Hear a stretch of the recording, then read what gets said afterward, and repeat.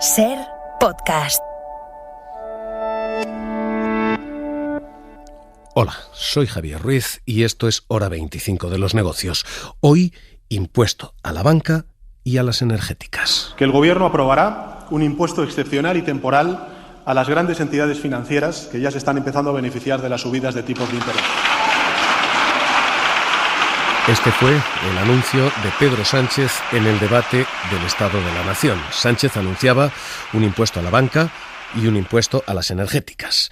Y hoy se ha registrado en el Congreso. Hoy el Partido Socialista y Unidas Podemos pasaban por registro ese nuevo impuesto a la banca, impuesto a las energéticas. Y en cuanto a las entidades de crédito, será un gravamen del 4,5% sobre el importe neto o el margen de intereses y de comisiones del sector financiero. Es Pachi López explicando en qué iba a consistir y Pablo Echenique explicando la penalización si se traslada al consumidor. Que pedimos un nuevo delito en el Código Penal.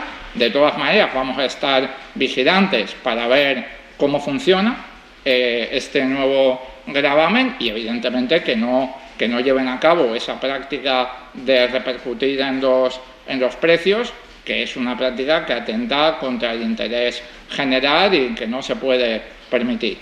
Ahora mismo el Gobierno pone sobre la mesa un doble impuesto a la banca y a las energéticas que pretende recaudar 3.500 millones al año en total, 7.000 millones en 2 años, porque es un impuesto temporal que va a durar este año y el que viene. 7.000 millones para financiar la mitad del escudo social que se ha desplegado contra la inflación. 15.000 millones ahí. Así que el Ejecutivo hace esas cuentas. 7.000 millones van a pagar los bancos y las energéticas, con 2 argumentos. Primero, el de la exención del IVA. El argumento central del Gobierno es la banca está exenta del IVA. El impuesto que más está subiendo ahora mismo es el impuesto que menos está afectando a la banca, así que se va a compensar por esta vía.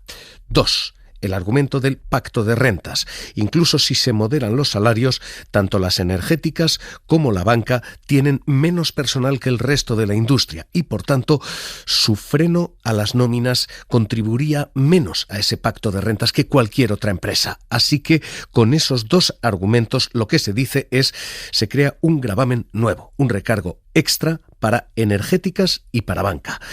Pilar Díaz de Aguilar, ¿qué tal? Muy buenas noches. Buenas noches. Vamos a ir paso a paso. Vamos a contar primero impuesto a la banca, después impuesto a las energéticas y luego qué ocurre si todo esto se carga al cliente. Primero, impuesto a la banca. ¿Cómo va a funcionar? ¿Cómo está diseñado? ¿Cómo es exactamente? El impuesto a la banca, tal y como adelantó la SER, no gravará cuánto ganan los grupos, sino cómo lo ganan. Es decir, va a cobrar por los márgenes que se ingresan en intereses y comisiones, por la diferencia entre lo que les cuesta pedir prestado y prestar el dinero.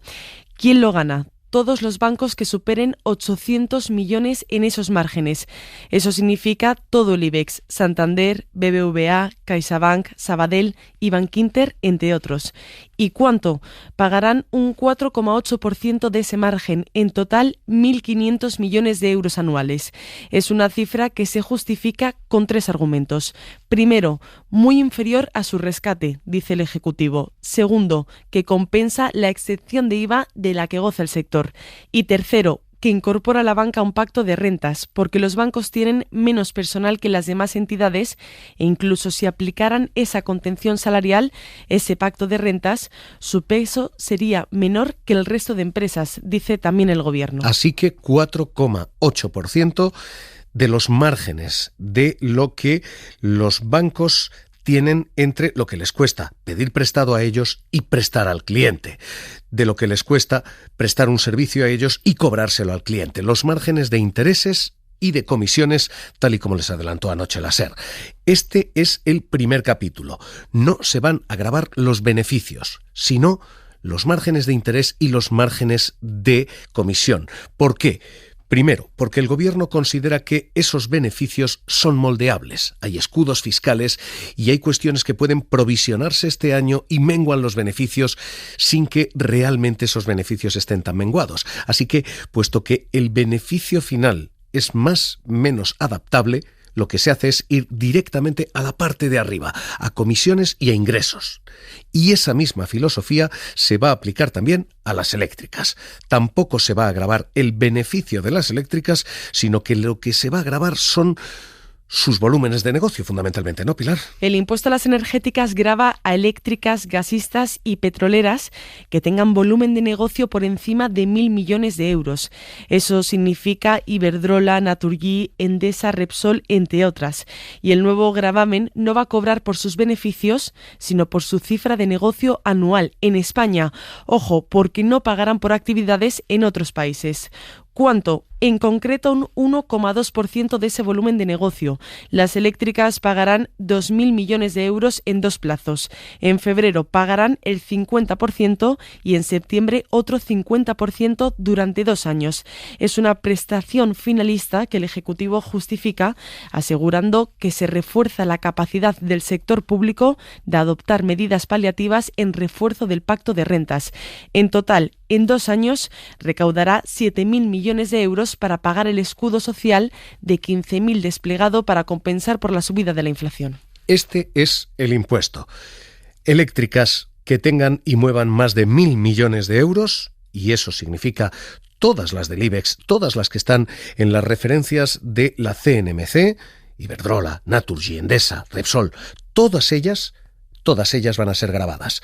Bancos, todos los que muevan más de 800 millones en márgenes de comisiones y de intereses, todos ellos van a ser gravados. De nuevo, ello significa Santander, BBV, CaixaBank, Sabadell, Bankinter, todo el IBEX. Así que este es el gravamen ahora. 4,8% de esos márgenes para la banca, 1,2% de su volumen de negocio para el sector eléctrico. Y a partir de aquí, ¿quién termina pagándolo? Porque hasta ahora el gran temor es que si se grava un impuesto más a estos sectores lo tienen tan sencillo como cobrar lo que ellos tienen que pagar al consumidor. Es decir, que al final no lo paga la banca, sino que le paga el cliente de la banca. Bueno, pues el Ejecutivo diseña un esquema de multas por el que, si los bancos o las energéticas cobran al cliente, tendrán que pagar un recargo del 150%. Es decir, si cobran 1 al cliente, tienen que pagar 2,5 en multa. Este es el esquema. El problema es que no se fijan los criterios objetivos, no se establece cuándo se considera que se ha traspasado al cliente. No hay un balance, ni un baremo, ni un porcentaje, y ese es el gran agujero negro de esta norma. Está diseñado lo que se quiere hacer, lo que se quiere cobrar y cómo se puede penalizar, pero no está diseñado en cuanto se entra en ese presunto delito o esa irregularidad. Eso, de hecho, es lo que están denunciando los usuarios de finanzas y banca. Patricia Suárez, Asufin. Desde Asufin valoramos muy positivamente que el Gobierno esté impulsando medidas para obligar a las entidades financieras a arrimar el hombro. Los tiempos que se aproximan con esta subida de tipos y con una crisis energética en ciernes van a hacer que la situación de muchísimas familias sea complicada. Las entidades financieras tienen que responder con responsabilidad y con compromiso. Sin embargo, vemos realmente difícil, a pesar de la intervención de la CNMC y del Banco de España, de que puedan realmente detectar qué parte de la subida de los precios en productos y servicios que nos da la banca serán de mercado y serán consecuencia de este impuesto. Idéntico argumento, Rubén Sánchez, Facua. Sea sobre beneficios, sea sobre comisiones y otros elementos en sus precios, nos parece correcto el impuesto y cuanto más alto mejor.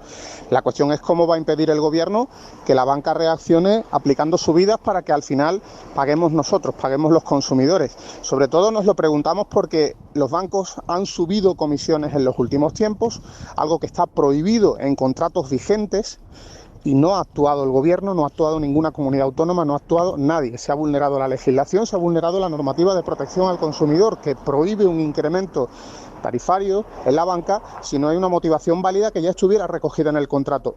Así que ahora mismo estos son los términos. 1.500 millones va a pagar la banca, 4,8% de lo que ingresa en comisiones y en intereses. 2.000 millones va a pagar el sector energético. Energético significa eléctricas, gasistas y petroleras. El 1,2% de todo lo que vende. Y el agujero. no hay ahora mismo una definición, no hay parámetros establecidos para fijar cuándo se está cobrando esto al cliente, si esto se está traspasando al cliente. Esto es lo que hoy ha presentado el Ejecutivo. Y a partir de aquí ha habido cruce de reacciones y cruce de argumentos, porque lo que defiende el Gobierno y lo que defienden los sectores regulados hoy choca bruscamente.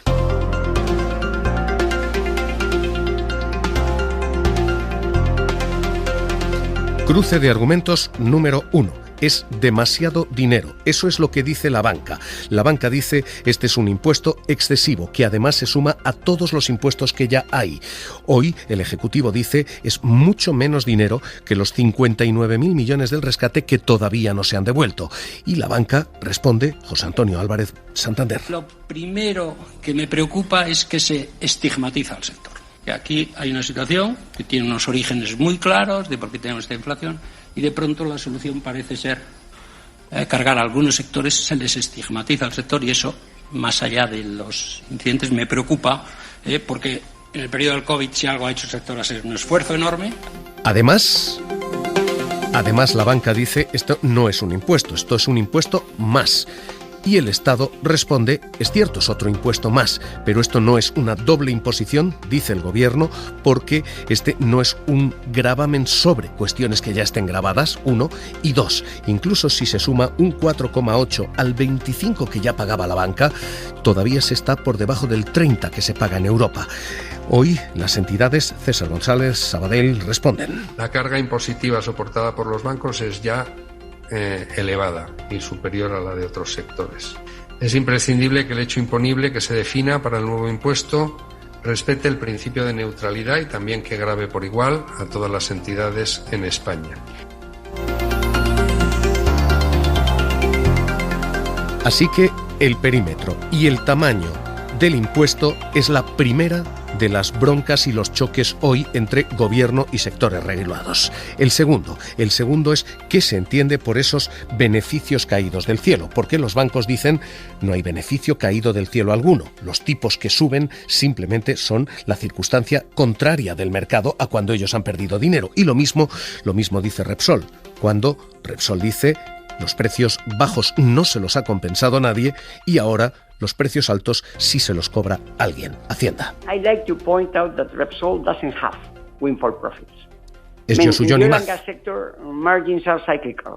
Diciendo literalmente esto, que los márgenes son cíclicos y que de la misma manera que no se les rescató durante la crisis, no se les puede penalizar durante la recuperación. Las petroleras anuncian batalla legal.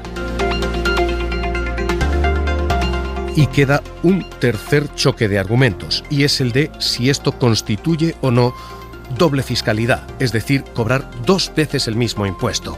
Hoy, Josu Jon Imaz, hoy Repsol decía, por esto ya pagamos. Habrá recurso a los tribunales. Let me say that I have no doubt that our constitutional framework, the Spanish legal system, and our internal European legal system are going to protect us from any potential diciendo la Constitución, el sistema legal y la ley against arbitrary measures, rule of law and legal security are a must.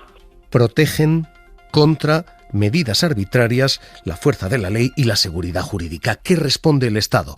El Estado dice, esto no es doble fiscalidad, esto se configura como una prestación patrimonial de naturaleza no tributaria. Y el artículo 31.3 de la Constitución prevé que puedan establecerse esas prestaciones patrimoniales de naturaleza jurídica. Así que esto no es un doble impuesto, dice el Gobierno, esto simplemente es un levy, una tasa más, así que no ha lugar a ese recurso. Así que este ahora mismo es todo el espacio bronco que augura que efectivamente esto acabará en tribunales.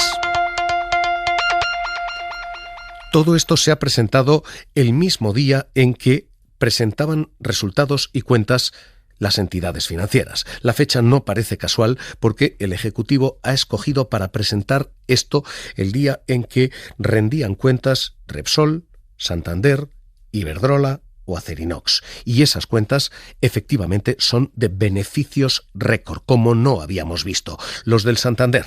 buenos resultados, los muy buenos resultados del primer semestre. Los ingresos están creciendo bien, en conjunto un muy buen semestre en términos de clientes. De actividad, aumentan un 33%, ingresan 4.894 millones de beneficio neto, con márgenes arriba y con comisiones también arriba. Y creciendo un 4% respecto al mismo trimestre del año anterior. Hola, acabamos de presentar unos buenos resultados del primer semestre del año. El beneficio neto asciende a 393 millones de euros. El resto de los bancos. Las partidas de la cuenta de resultados mejoran.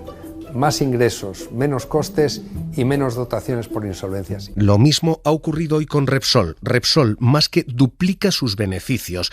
De hecho, en 6 meses este año ha ganado ya más que todo el año pasado y más. We'll do our best to avoid any kind of impact of any arbitrary measure on our company. Y lo mismo Iberdrola. Iberdrola dispara sus beneficios un 35%. La compañía gana 2.075 millones en un semestre.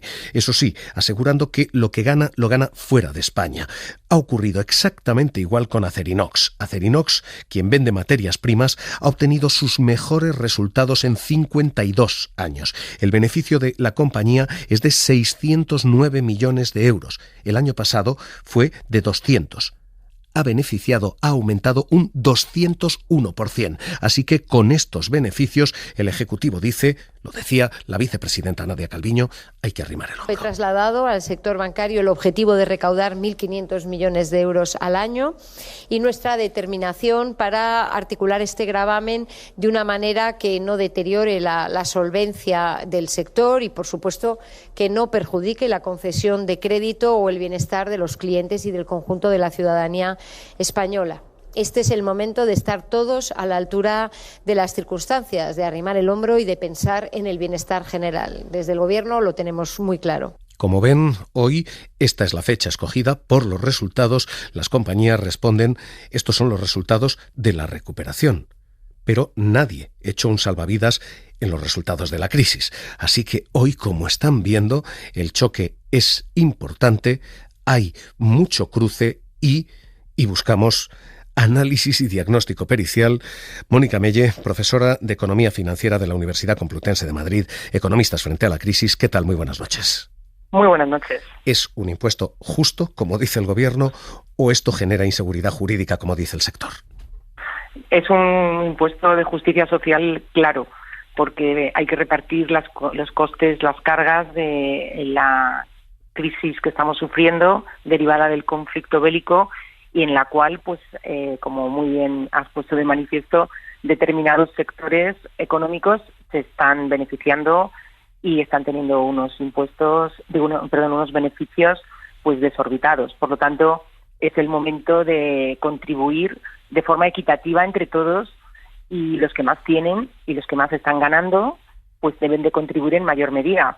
Por lo tanto, es un impuesto justo que además el propio Fondo Monetario Internacional ya en el año 2010 pues lo propuso, este impuesto a la banca, y que ahora tiene muchísima pues actualidad y justicia, por el que el origen de realmente estos beneficios pues vienen precisamente por las medidas que está tomando el Banco Central Europeo de subir los tipos. Entonces, precisamente la última subida de 50 puntos básicos pues ha hecho que países como puedan ser España, Italia y Portugal, donde hay una mayor proporción de préstamos ligados a intereses variables, van a ver que esta subida del precio del dinero va a elevar sus ingresos. Me parece que esto es un impuesto que, de hecho, incluso Standard & Poor's también ha considerado que es manejable. O sea, que realmente la catástrofe que están diciendo determinados directivos de la banca en términos de reducir la actividad crediticia, pues no se va a producir. Por eso le quiero preguntar, porque el argumento, básicamente el argumento de la banca es este, es decir, si ustedes me dejan perder dinero en los malos tiempos y no me dejan ganar dinero en los buenos, voy a dejar de invertir. Lo que dicen literalmente es el volumen de crédito se reduce en 5.000 millones, el PIB se puede reducir en 0,4% y puede haber 72.000 despidos. Esto es literalmente las cifras que se han manejado. ¿Creíbles, válido ese argumento? No es nada creíble. Lo que sí se va a producir efectivamente es una reducción de los márgenes financieros y efectivamente una reducción del beneficio después de impuestos, que va a conllevar una reducción de los dividendos. Eso sí se va a producir. Pero lo otro no se va a producir porque, entre otras cosas, los bancos se encuentran ahora mismo entre los más rentables de la Unión Europea. O sea, tenemos el indicador de rentabilidad sobre el capital es del 11,08%, según el propio Banco Central Europeo, que es el triple, por ejemplo, de las entidades alemanas, el doble de las francesas, italianas y holandesas. Y porque además se está ya produciendo en otros países también este tipo de debate y de impuestos, como puedan ser en Dinamarca, que por la pandemia efectivamente lo puso en marcha, y ahora está anunciado en Hungría y en Polonia. O sea que realmente yo entiendo que la banca quiera seguir ganando pues mucho dinero y sobre todo pues atender a sus accionistas y repartir dividendos pues importantes, ¿no? Y eso yo creo que es lo que más les duele, y durante 2 años pues vamos a ver que esto se va a reducir, pero no se tiene por qué reducir el crédito, y yo pienso que esto no se va a producir. Hay una última cuestión clave, y es ¿cómo se garantiza que esto no se le cobra al usuario? Hoy el Ejecutivo sí ha detallado las multas, y las multas son muy considerables, del 150%, es decir que si alguien cobra esos 1.500 millones al usuario, tiene que pagar 2,5 veces esa cantidad, más de 2.200 millones.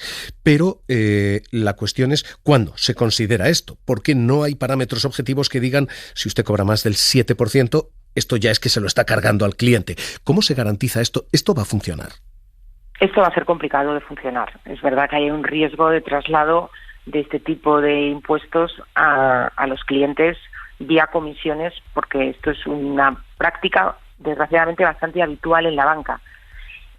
Bueno, aquí la cuestión es que la Comisión Nacional de los Mercados y la Competencia y el Banco de España van a estar muy encima, pero efectivamente va a ser muy difícil controlar que de manera indirecta se traslade, y bueno, pues tendrán que establecer algún tipo de letra pequeña de determinar a partir de qué nivel se considera que se está trasladando, porque esto está todavía muy poco definido, y si no se define es muy difícil de controlar.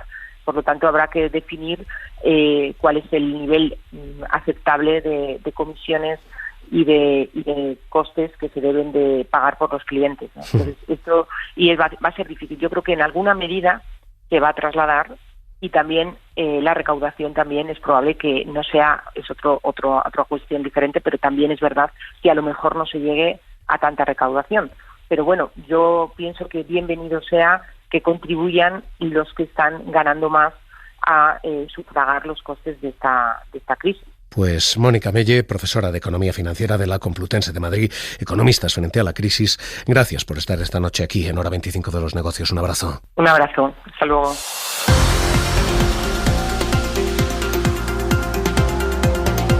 Suscríbete a Hora 25 de los Negocios. Todos los episodios y contenidos adicionales en la app de Cadena SER y en nuestros canales de Apple Podcast, Spotify, iVoox, Google Podcast y YouTube.